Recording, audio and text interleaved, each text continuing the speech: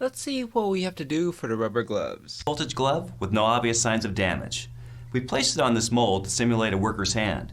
So let's see what happens when we bring an energized source near the hand.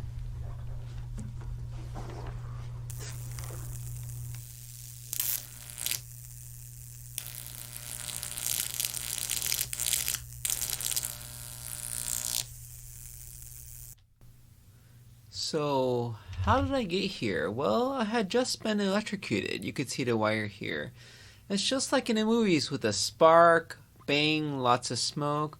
Oh yeah, my left ring finger got caught in a short circuit. Had a black mark on it. It hurt a little bit. And so I was looking at what protection I should have to prevent this from happening in the future. So I went to the kitchen, I got some gloves. There are quite a few pairs under the sink, I had a choice. Multi-purpose? Probably pretty good, right? Rubber insulates. And I dug around a little bit more. Apparently lots of people asked the exact same question. But the best thing to do is not work on or around anything energized. Do not work on anything energized with gloves that are not designed for that purpose. And he follows below with something talking about if you don't know what this is, you probably shouldn't be using it. But yeah, I'm working with batteries, so I can't really not be energized. Let's keep on going. Okay, so let's see. Where do we get these gloves? There's a section just for electrically insulated gloves. So, class 0, that's probably good enough for me. Type 1 is non-ozone. Type 2, can tolerate ozone. That's in areas with lots of pollution. Probably just type 1. Whoa! These aren't cheap.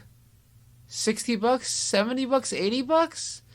And they need to be tested every 6 months? The guy in the video was just showing us a test where you do every single time the air test to make sure there's no holes in it, not electrical testing. But it seems like it could be pretty dangerous. Should I not really do this anymore? Right now I'm into building stuff. Apparently you could build a lot of stuff yourself, like this circuit on a board. Many things are expensive, like these variable voltage power supplies. They're at least 50, 60 bucks. But just put some time into it, you could build it yourself for less than $10. There's even a YouTube tutorial. But then I got that twinge of pain in my finger again. Need to soak it more. You can see the cut that was caused by electricity. It was black initially, but luckily that blackness washed off. And finally now, when filming this video after 1.5 hours, the pain has finally gone away. That is if I don't use my finger. After soaking it for 1.5 hours. Though the room still smells like smoke and I'm, setting up a fan there. I do feel like giving up. It seems very dangerous working electricity, and now I have a personal close encounter. I'm working with batteries, so this isn't high voltage. I'm a doctor, so I know about the heart risk. Because if you have a lot of current going through your body, it may mess up your heart. And you may have these weird rhythms called arrhythmias, and that could be a potential cause of death, especially in young people. As in young people, there's not really many other reasons to die. But it's just a little bit, so I think I'm fine. But wow, electricity is dangerous. Working with it? Woo! But that's the thing I'm learning now. Doing stuff yourself when you don't know much is pretty dangerous. Nowadays we don't start from the beginning. We don't go to a class and take lessons for a year before we actually go hands-on. We just start doing hands-on.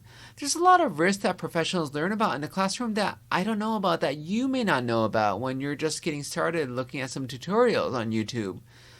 Like with the sewing machine, did you know the needle could break and shoot into your eye, and so you should probably wear eye protection?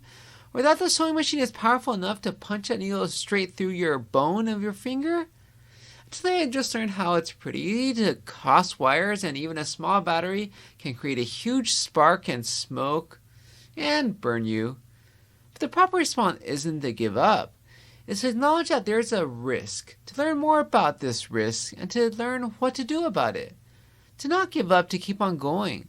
Because having a healthy respect for electricity when working with it, that's the next logical step for me in continuing to work with batteries and circuits and building my very own electronics.